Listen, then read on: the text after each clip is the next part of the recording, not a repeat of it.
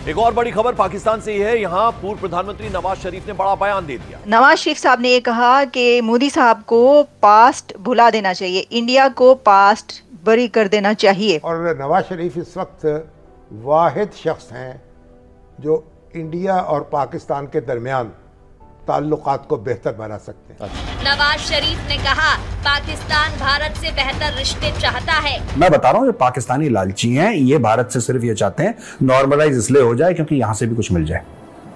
कि पाकिस्तान ये चाह रहा है कि अब इंडिया जो सब पुरानी बातें हैं उनको भुला दे। नवाज शरीफ साहब उनका ये मौक़िफ़ है, बार बार कहा है कि हमसायों से अच्छे ताल्लुकात होने चाहिए। तो कैसे, मतलब कश्मीर का तो जिक्र ही नहीं।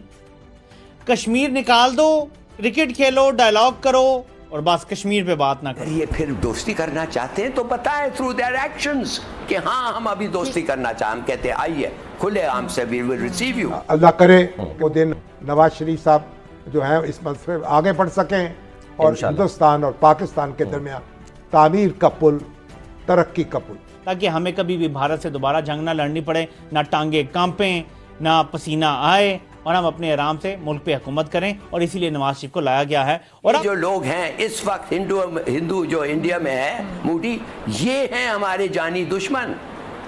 अगर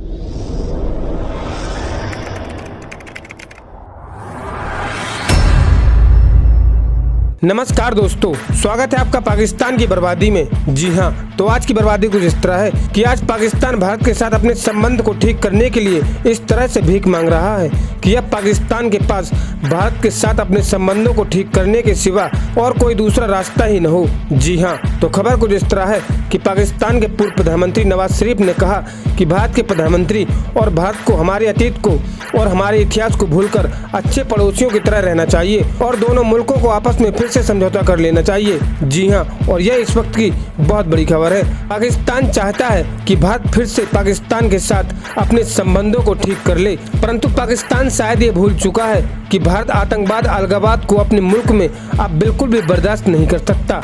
इसीलिए भारत अब पाकिस्तान के साथ अपने संबंधों को कभी ठीक नहीं कर सकता।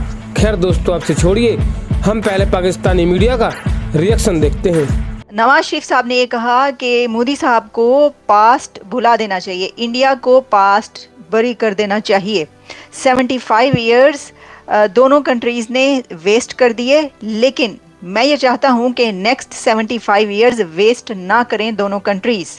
ये रिक्वेस्ट की है नवाज शरीफ साहब ने मोदी साहब से। तो बड़ी खबर है ना। तो उनका ये कहना था कि वो चाहते थे, पाकिस्तान चाहता था कि मोदी साहब पाकिस्तान जाएं ये कॉन्फ्रेंस अटेंड करने के लिए, लेकिन अगर वो नहीं गए और डॉक्टर जयशंकर वहाँ पर पहुँचे तो वो भी एक बिगनिंग है। ये नवाज शरीफ ऐसा समझते हैं और उनका कहना था कि things will emerge from this situation, यानी चीज़ें इसमें से निकलेंगी, ये उनका कहना था और इसमें कुछ अच्छा निकलेगा। अच्छा, उन्होंने बातें जो भी की आप देख रहे हैं, मैं थंबनेल पे नवाज शरीफ की एक पिक्चर लगाई है जिसमें उन्होंने कबूतर पकड़ा हुआ है हाथ में। अब आपको पता है कबूतर जो है ना वाइट फ्लैग की तरह होता है ना, यानी पीस का निशान होता है।